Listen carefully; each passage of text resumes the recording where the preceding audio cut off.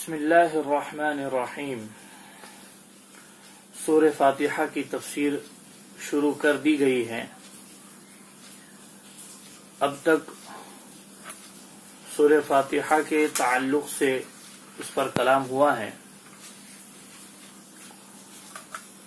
کہ اس کا نماز میں پڑھنا ضروری ہے نہیں ہے وغیرہ وغیرہ، آہستہ پڑھنا چاہیے، زور سے پڑھنا چاہیے۔ اس سے پہلے کچھ قسطیں آپ کے سامنے پیش کی گئی ہیں۔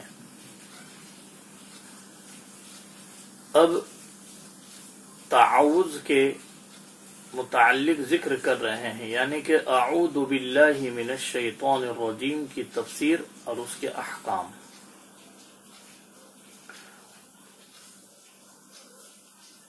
قرآن کریم کو پڑھنے سے پہلے اعوذ باللہ من الشیطان الرجیم کو پڑھ لینا چاہیے۔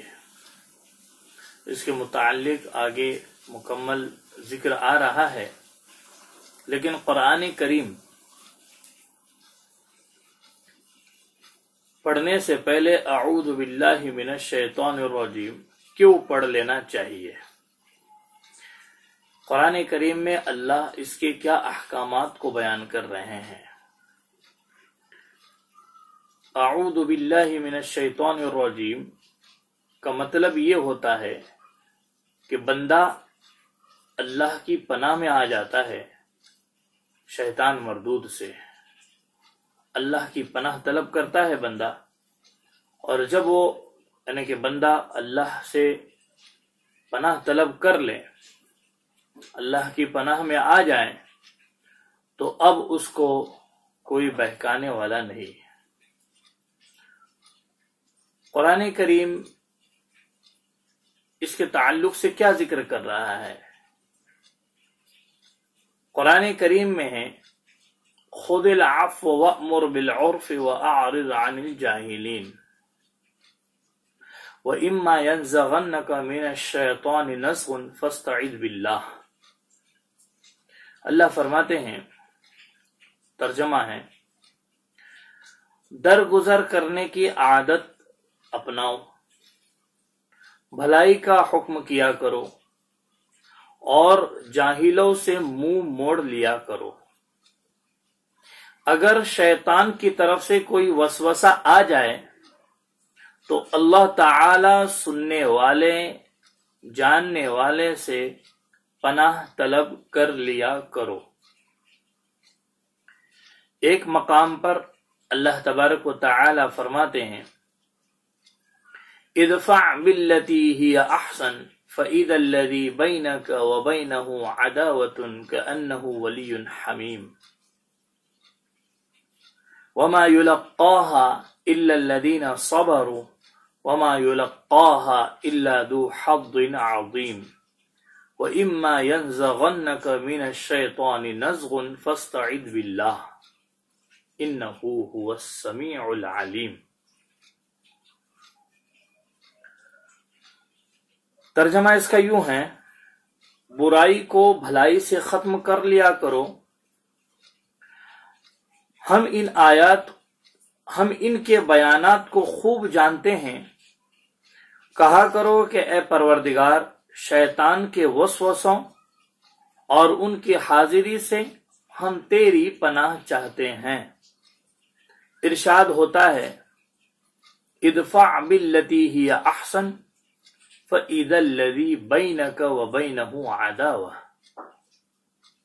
یعنی بھلائی کے ساتھ دفع کرو تم میں، اور جس دوسرے شخص میں عداوت ہوگی، دشمنی ہوگی، وہ ایسا ہو جائے گا جیسے دلی دوست۔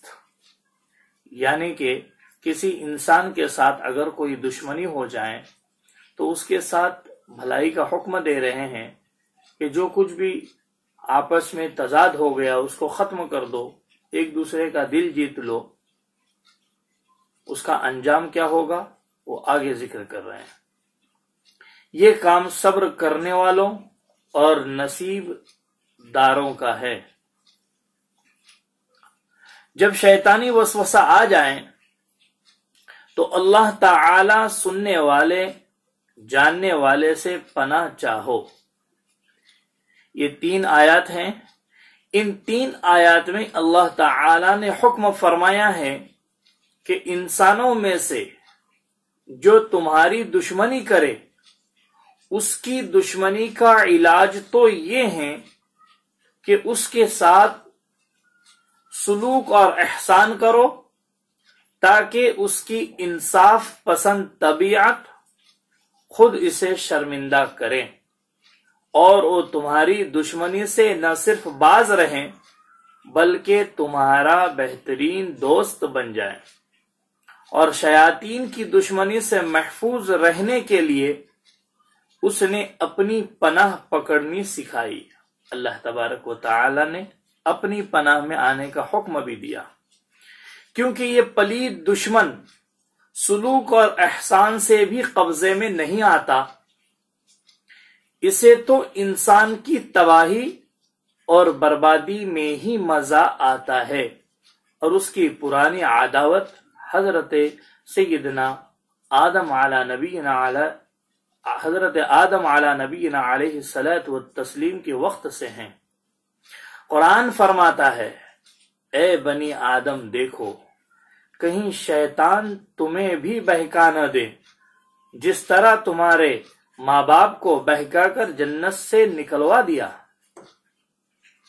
اللہ فرماتے ہیں، یا بنی آدم لا یفتننکم الشیطان کما اخرج ابویکم من الجنت ينزع عنهما لباسهما ليريهما سوآتهما۔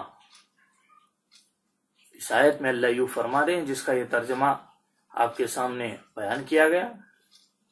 ایک مقام پر فرمایا کہ شیطان تمہارا دشمن ہے، اسے دشمن ہی سمجھو، اس کی جماعت تو یہی چاہتی ہیں اور اس کی جماعت کی یہی آرزو ہیں کہ تم جہنمی ہو جاؤ۔ ان الشیطان لکم عدو مبین فاتخذوہ عدوا۔ اس آیت میں یہ ذکر کر رہے ہیں کہ اسے تم اپنا دشمن ہی سمجھو۔ ایک اور جگہ فرمایا، کیا تم اس شیطان کی اور اس کی ذریات یعنی اولاد کی دوستی کرتے ہو مجھے چھوڑ کر؟ وہ تمہارا دشمن ہے، یاد رکھو ظالموں کے لیے برا بدلہ ہے۔ یہی وہ لعین ہے جس نے قسم کھا کر ہمارے باپ حضرت آدم علیہ السلام سے کہا تھا کہ میں آپ کا خیر خواہ ہوں۔ تو اب خیال کر لیجئے کہ ہمارے ساتھ اس کا کیا معاملہ ہوگا۔ ہمارے لیے تو وہ حلف یعنی قسم اٹھا کر آیا ہے کہ اللہ رب العزت کی قسم میں ان سب کو بہکاؤں گا۔ فَبِعِزَّتِكَ لَأُغْوِيَنَّهُمْ أَجْمَعِينَ۔ ہاں، ان میں سے جو مخلص بندے ہیں وہ محفوظ رہ جائیں گے۔ اس لیے اللہ تعالی کا فرمان ہے، فَإِذَا قَرَأْتَ الْقُرْآنَ فَاسْتَعِذْ بِاللَّهِ مِنَ الشَّيْطَانِ الرَّجِيمِ۔